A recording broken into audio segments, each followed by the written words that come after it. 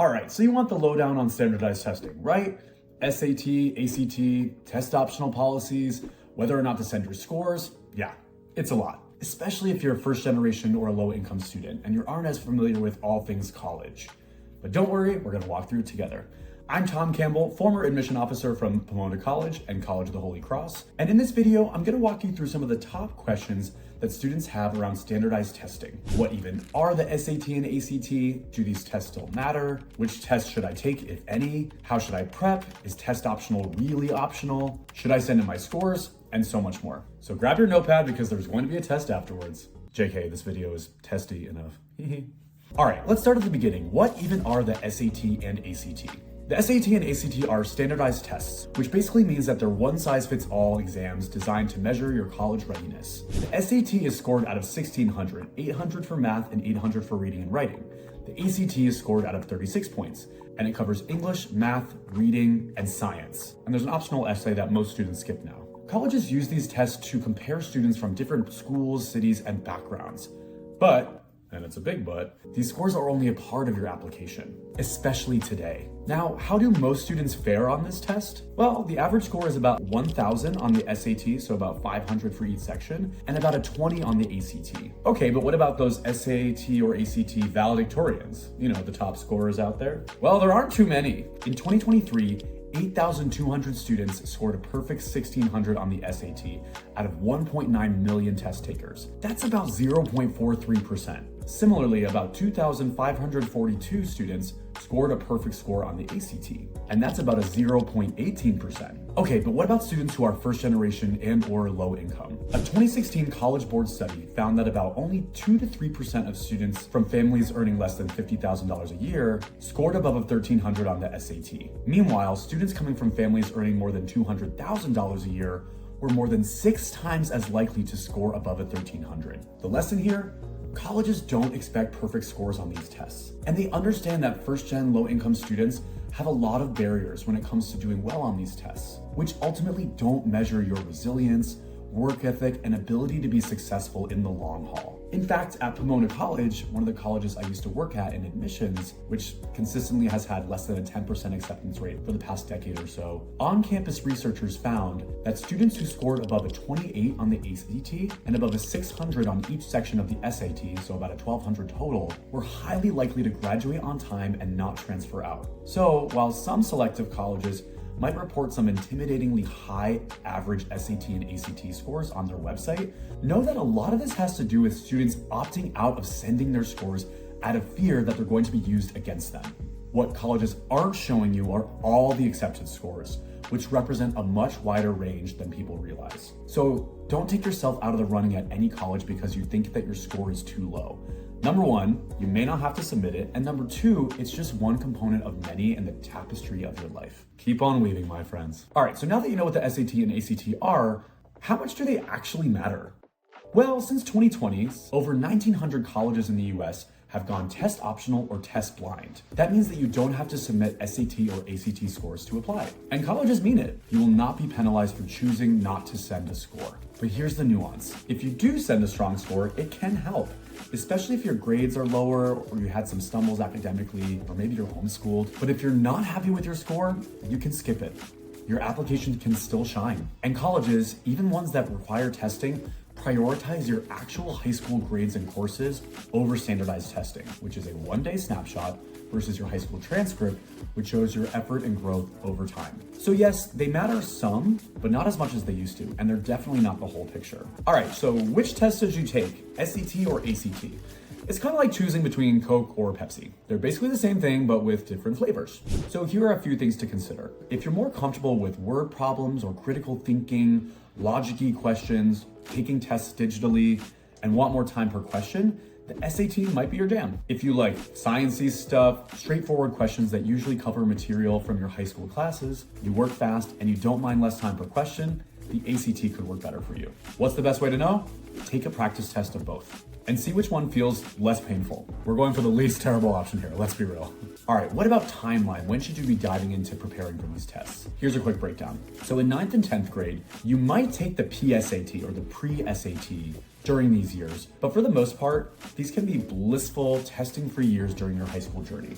Take this time to crush it academically in your actual classes, find community through meaningful extracurriculars, and start to think about ways that you can make an impact and take on some valuable initiatives within your community. By the time 11th grade rolls around, this is when most students take the PSAT, which is also known as the NMSQT, or National Merit Scholarship Qualifying Test. Mouthful. Basically, students who are the top scorers in their state are eligible for a small scholarship that can be used at a few colleges.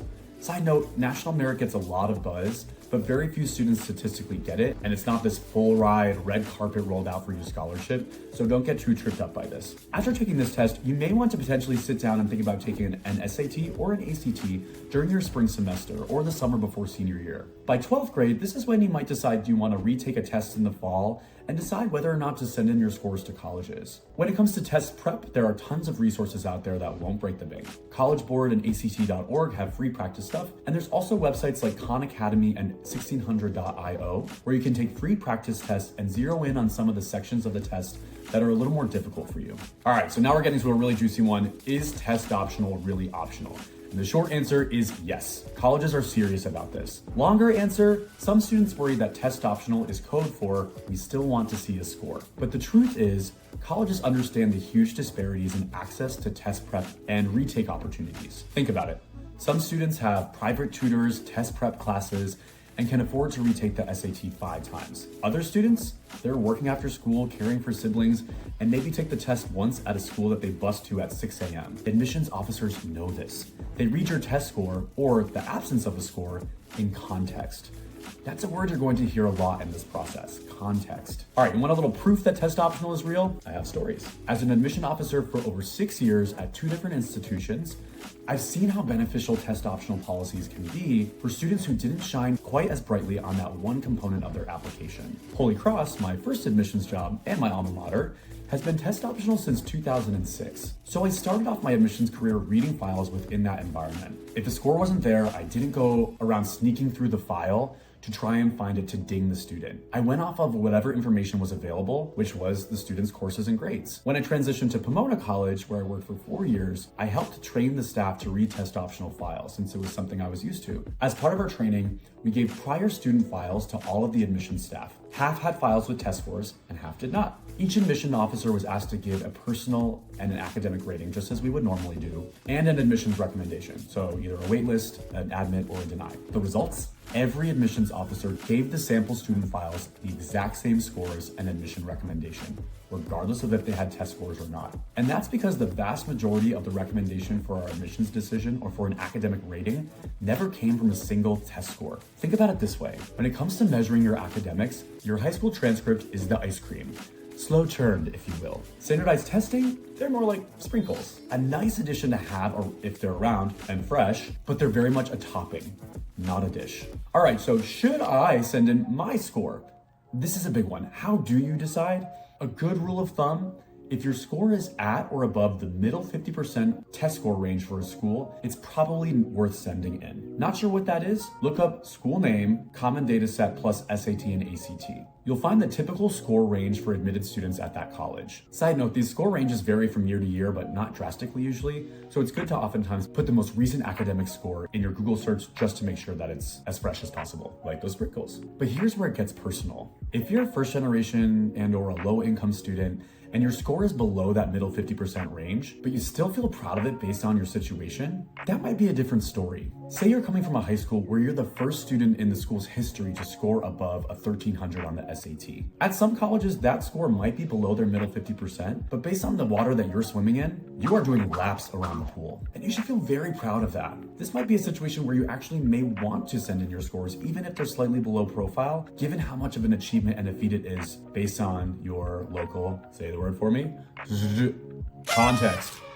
And rather than just sending your score in a vacuum, it's helpful to provide that context to the admission officer using something like the additional information section in your common application, or talking with your college counselor or your teachers at your school so they can include that contextual achievement in their letters of recommendation. In these situations where you're waffling on whether or not to send in your score, it can actually help and be really reassuring to reach out to your regional admissions officer at the individual college that you're applying to.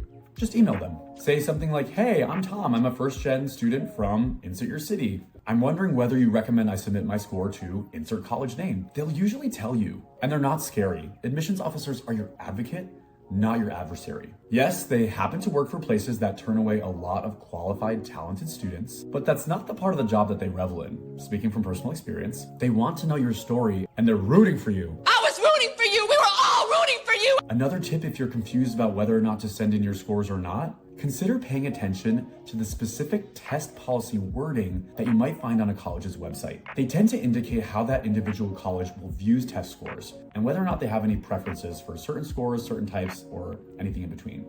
So here's a few examples. Now, these colleges indicate that they're strongly test optional by the wording of their policies. Bowdoin College. Testing is optional. Applicants are neither advantaged nor disadvantaged by submitting standardized test scores. Smith College.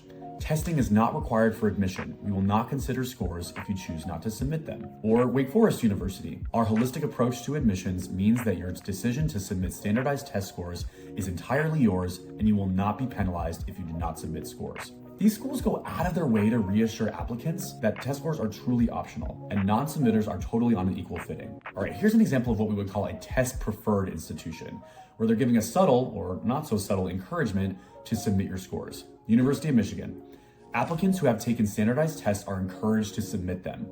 Those who do not submit scores will not be disadvantaged in the review process. Now, this language doesn't require testing, but it makes it clear that scores are viewed as useful. The phrase encouraged to submit is a strong indicator that the school finds value in them. All right, so knowing all of this, should I even bother taking the test? Look, if taking the SAT or ACT would be a financial burden, or if your school doesn't offer test prep resources and you're applying to mostly test optional schools, you don't have to take the test. But if you can take it once, especially for free, for example, through a school day SAT or with using a fee waiver, it might be worth it, just in case you end up stumbling upon one of those rare options these days that still require test scores and you decide you want to apply there. A solid score might also open up some rarer scholarship opportunities or boost your application at certain schools that are test preferred. But again, your grades and courses matter much more. Admissions teams want to see how you progressed over time, what classes you challenged yourself with, and how you showed up day after day. That's what tells them most about who you are as a student. And if you decide you don't want to invest time and energy into testing, that frees up more time for you to engage more meaningfully in your extracurriculars or help your family out and or dive into your streaming binge of choice. Just kidding, that wouldn't be the smartest time swap. As we wrap up this video, I want to leave you with these parting words. You are not your test score. Let's zoom out for a sec. Standardized tests are just one piece of the college admissions puzzle. And for a lot of students, especially those who are first generation and or low income applicants, they're not the most important piece. You're more than a number. Your transcript, your essays, your recommendation letters, your background, your resilience, all of that paints a much fuller picture than a 3-hour exam ever could. And remember, it's okay to ask questions and reach out for support. It's okay to reach out to admissions offices directly. In fact, it actually might help your application and count as demonstrated interest at a school, which we have guides about below if you don't know what that means and are curious. All this to say, you've got this. And we're happy to be of help along the way. Now, if you have a lot more detailed questions about standardized testing or something I didn't cover in this video, check out our crash course to standardized testing link below in the video description. And don't forget to like and subscribe to College Essay Guy for more scrumptious college admissions content. All right, I'm off to go eat some ice cream with no sprinkles. Peace.